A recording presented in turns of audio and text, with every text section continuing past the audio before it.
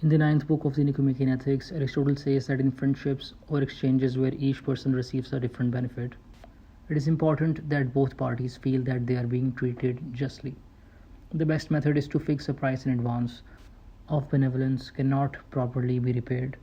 In cases of dispute, the recipient of a service should determine its value. While it is important to show preference to one's friends, one should not do so in place of meeting obligations to others. Friendships based on utility or pleasure, as we talked about in our last video talking about the eighth book in the Nicomachean Ethics. Friendships based on utility or pleasure dissolve when the friends no longer find utility or pleasure in one another. These breakups are made more complicated when people are misled into thinking they are loved for their character and not for certain incidental attributes.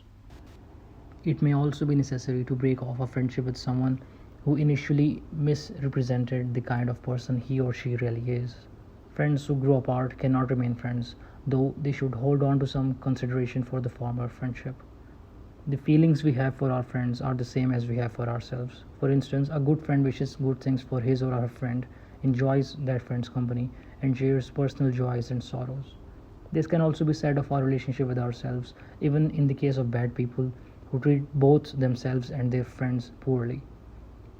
We feel goodwill towards a person in whom we perceive some merit or goodness, but this feeling is different from friendship or even affection because it is superficial and not necessarily requited.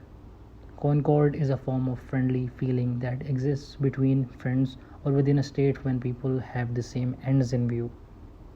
Benefactors seem to love those whom they have benefited more than the beneficiaries love in return. This love is like the love of an artist for his or her work, because the benefactor is to some extent responsible for making the beneficiary. It is also more pleasurable to do good actively than to receive good passively. Those who denigrate self-love are thinking of people who seek the greatest honors and pleasures only for themselves. A good person who is self-loving will seek only what is best for himself and herself, which will be consistent with what is best for all. A good person will do seemingly unselfish acts, such as taking risks for friends or giving away money, but will do these things because they are noble and are motivated by self-love.